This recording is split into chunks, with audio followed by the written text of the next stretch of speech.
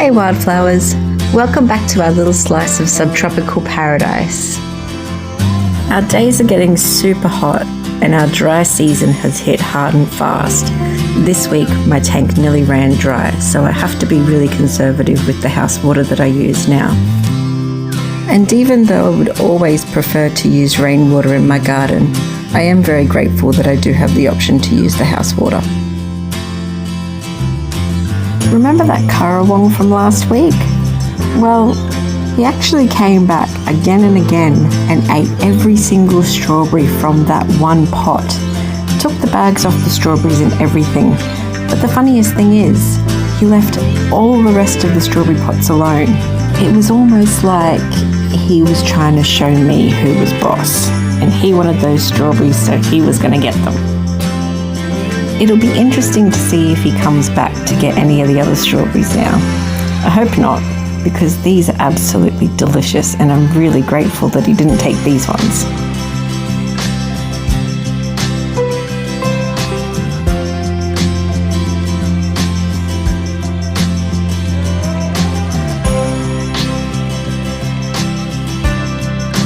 I've been pretty slack over the last 2 weeks sowing seeds, so this week I caught up and I sowed 3 trays.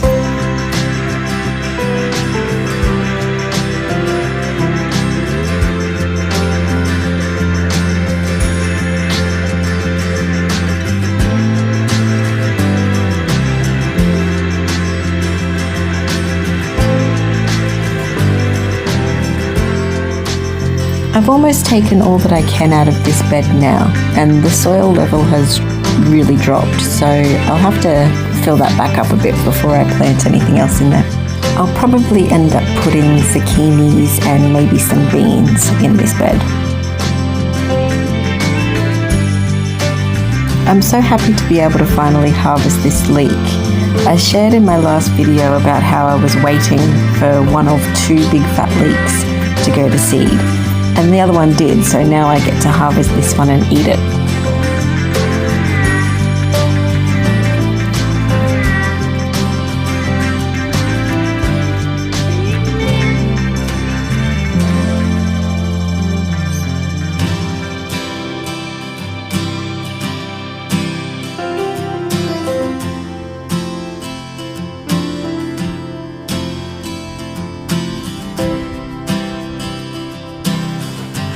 I'm almost ready to go around and give everything a nice little top dress with my homemade compost. But I wanted to plant some beans in here straight away, so I just put a light little layer of mushroom compost over the top for the meantime.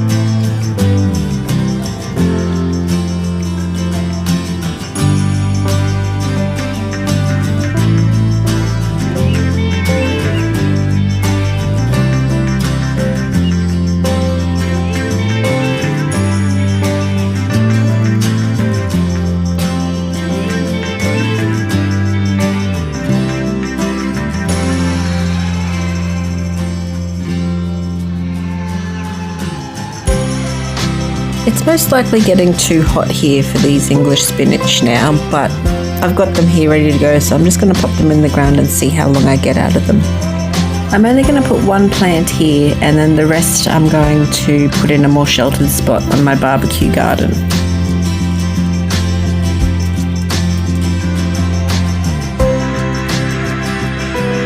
I replaced the hollyhock that died here in the corner with a marshmallow plant and then another hollyhock beside it.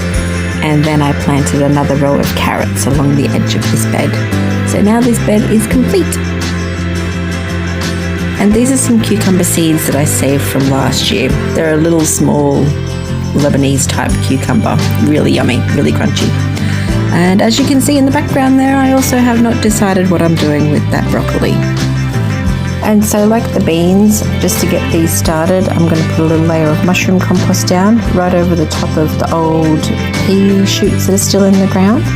And then as they grow, I can still add a layer of my homegrown compost when I'm ready to do that.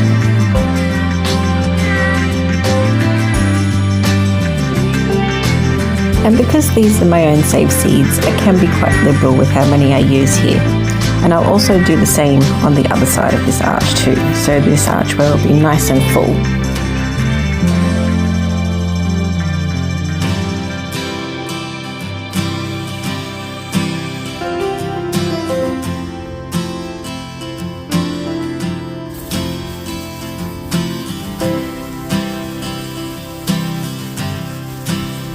I love experimenting with this little blue herb planter, usually with everything but herbs. Most of the time I'm planting flowers in here, but it's time to try this English spinach. I really hope it grows well in here. It will look super cute, but also because it gets the morning sun, not the afternoon sun, which I think will help. And it is pretty well protected with a lot of other plants in here too.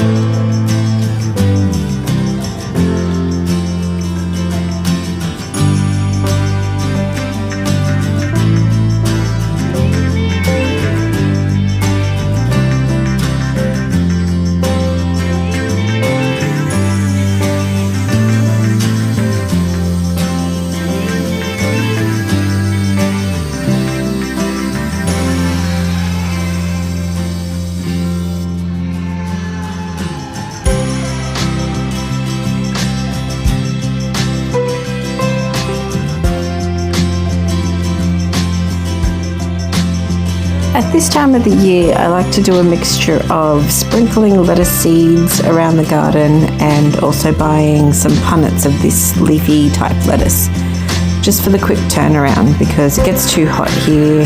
The lettuce either wilts and burns or goes to seed straight away, so you're better off buying or growing sort of loose leaf type of lettuce varieties. And planting them in a bit of a sheltered environment always helps too.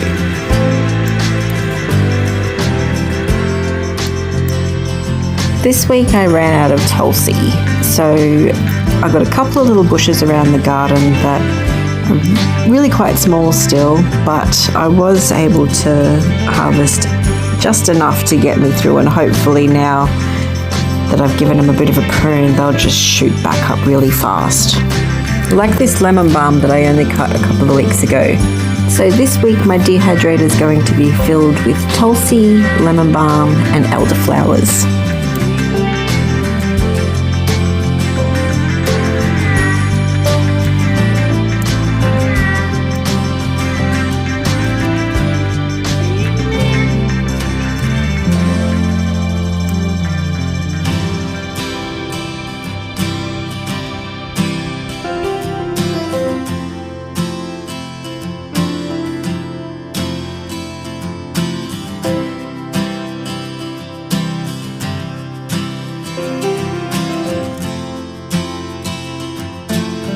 And rather than dry this parsley, I'm just going to blend it up with a little bit of olive oil and freeze it in some ice cube trays.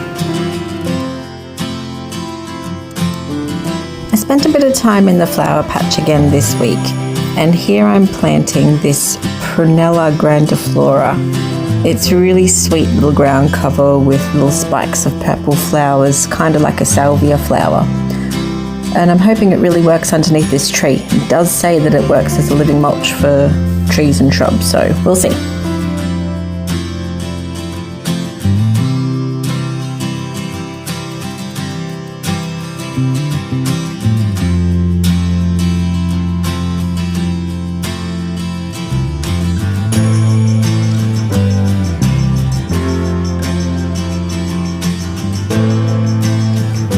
I really want this front garden to have a real whimsical cottage garden style. But it is a little bit tricky to navigate the sun in this bed. In the cooler months, it's shaded for most of the day, and then in the warmer months, the sun fully hits this bed at around midday. So I'm just going to have some fun and enjoy the process while I experiment with things, and even if I have to move things around, I just like to see what I can get away with. I hope you had a lovely week and have managed to get out into the garden, even if it is only for 5 minutes. If you're enjoying these videos, let me know by hitting the like button. And I'd also love to hear what you're planting now too, so let me know in the comments where you are and what you're planting at the moment.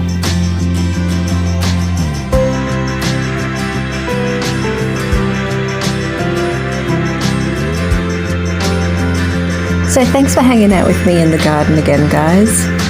Have a beautiful week, and I'll see you for next week's garden adventures. Bye.